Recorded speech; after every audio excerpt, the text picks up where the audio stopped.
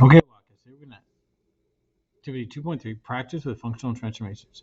Let's continue to explore the dilation of quadratic functions. Dilate each given function to create a new function of a higher degree, sketch the graph, and then identify the zeros of the new function. All right, let's take a look at 1a. Okay, so the points here are negative 1, 0, 0, negative 1, and then 1, 0. Okay, now it wants us to sketch x times f of x. So this is negative 1, 0, 1. So this would be negative 1 times 0, which is 0. This would be 0 times negative 1, which is 0. And then this would be 1 times 0, which is 0. Okay, so we have negative 1, 0, 0, 0, and 1, 0. Now, these aren't going to be enough points to sketch a graph, so we're going to use Desmos to do that.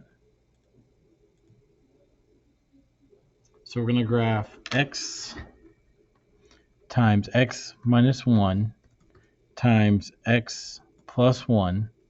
So we have our zeros.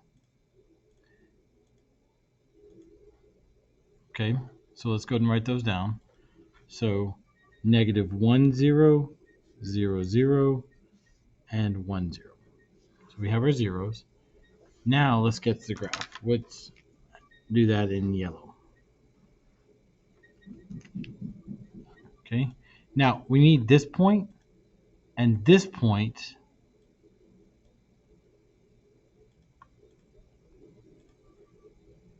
Okay, to get our curve. So let's just call that negative 0.6 and 0.4. So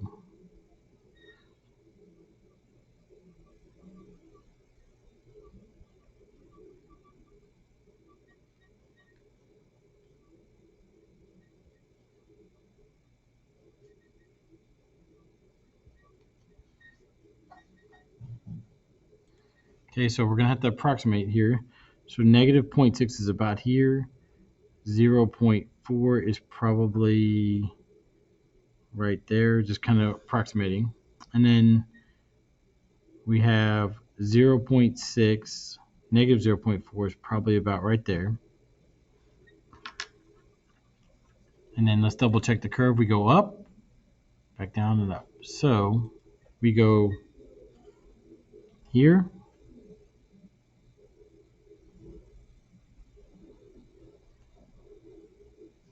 And there's our curve.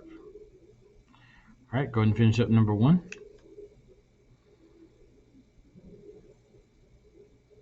right, let's take a look at 2.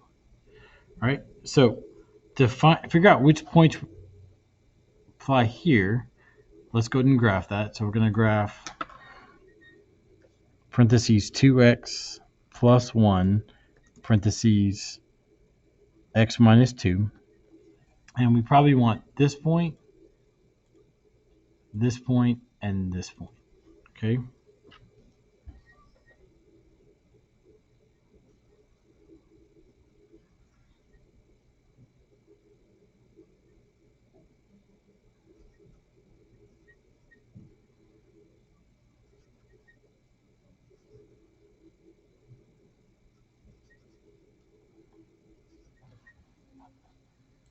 All right.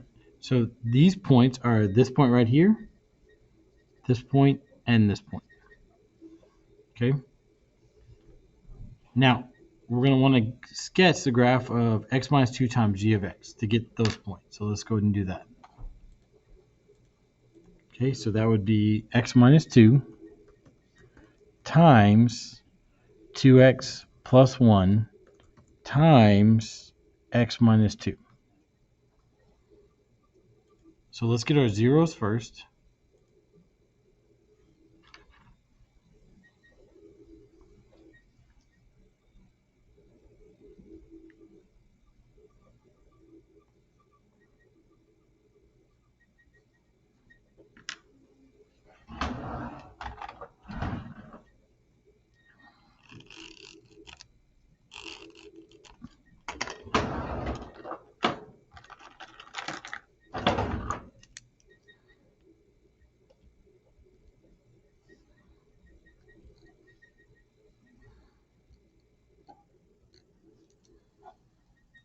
All right, so our zeros are negative 0.5 and 2, 0. We can graph those points, which those are actually here. Okay, and then let's get the other points of the curve. So we need this, really just need that point.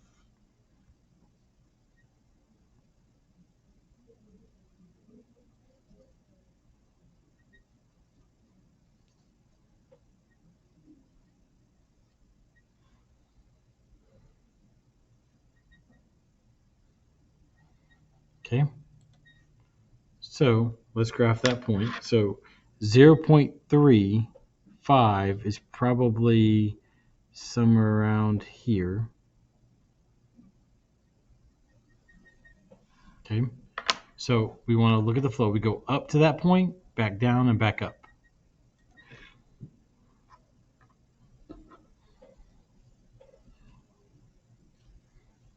Oh, wait, let me double check. Through there, down, up.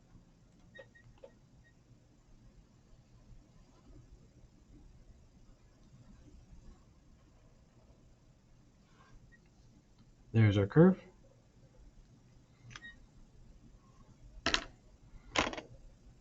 And the points we used were negative 0.5,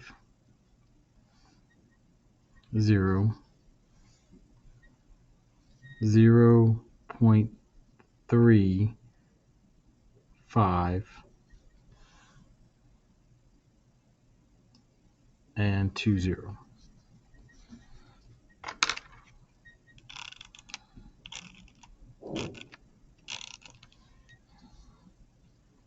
All right, go ahead and finish that up.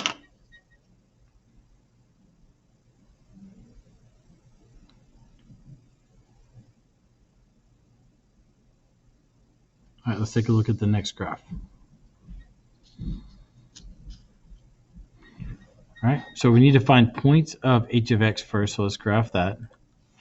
So h of x is 1 divided by 2x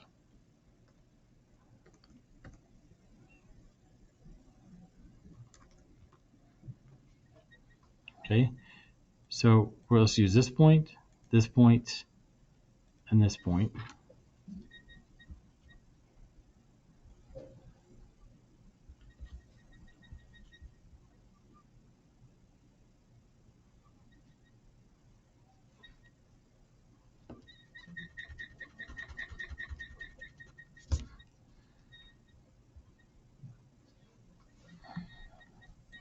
All right, which is this point, and this point. All right, now let's sketch x plus 4 times h of x to get those points.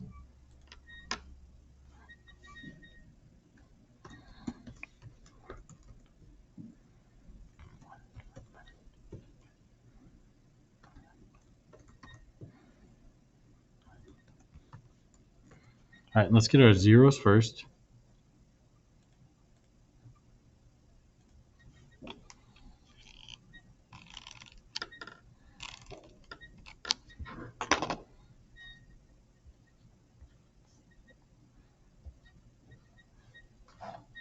Okay, so our zeros are negative 4, 0, and 2, 0. And then we need to zoom out a little bit. And we want that point right here.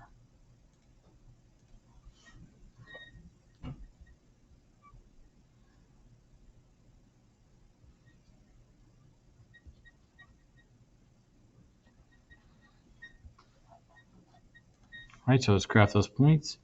We have negative 4, 0, 0, negative 16, which is right here, and 2, 0. All right, so let's take a look at our curve. We go here, bounce there to there, and up.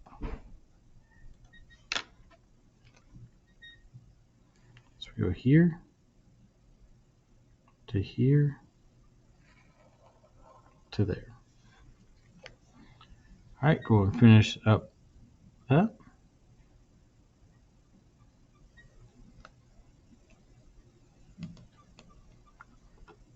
All right, let's take a look at the last graph.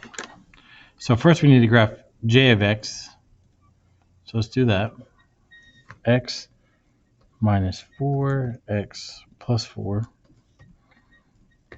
So let's use home screen, zoom out. Let's use this point, and this point.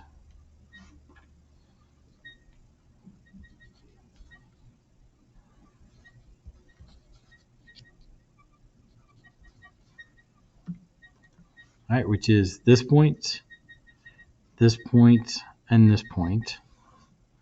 All right, now let's graph x minus 2 times g of x.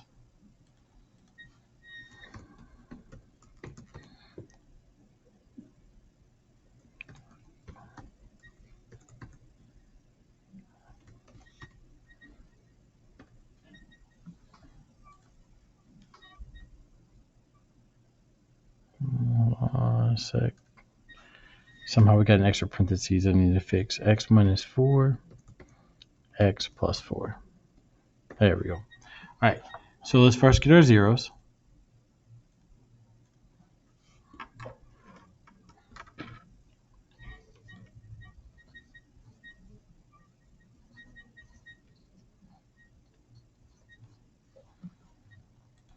Okay, so our zeros are negative 4, 0, 2, 0, and 4, 0. Okay, now we need this point, and then these 3 points.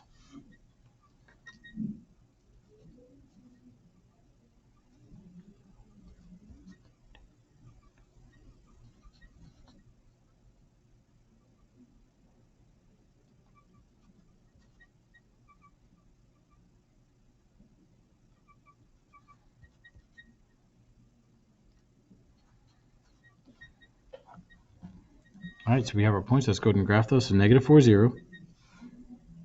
Negative 2, 49, which is probably somewhere around here. 2, 0. 3, negative 7, which is somewhere probably around here. And 4, 0. Okay, so let's make sure we look at the curve. So it goes here, up, back down, and up. So we're here.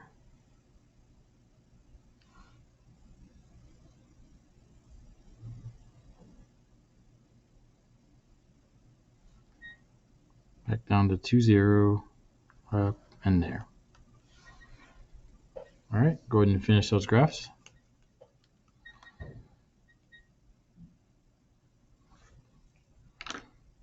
All right, let's take a look at the next page. How do the factors of each equation in question 1 describe the location of the zeros of the function?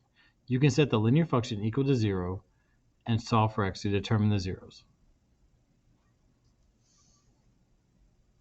When the function g of x is dilated by x minus 2, the new function contains a square factor x minus 2 squared. Similarly, when the function h of x is dilated by x plus 4, the new function contains a square factor x plus 4 squared. Describe how the graphs of the functions behave at zeros described by square factors. How is this different from the way the graphs behave at zeros described by linear factors? For zeros of degree 1, the graph passes through the x-axis. For zeros of degree 2, the graph approaches the x-axis, touches it, and then changes direction. All right, let's go ahead and finish it up. All right, student works 1A, 1B, and 1C.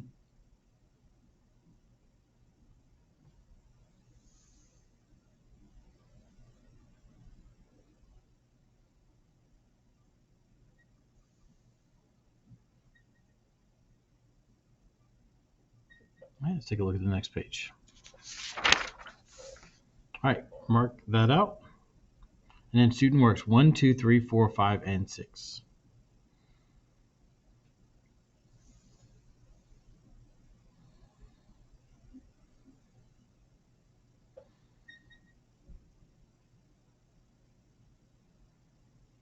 All right, let's take a look at the next page. All right, mark this out. Student works 2A, 2B, 2C, and 2D.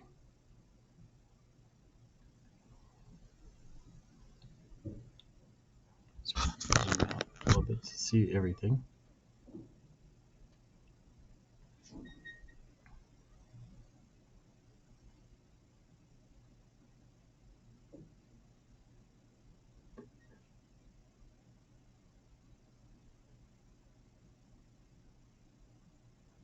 Let's take a look at the next page.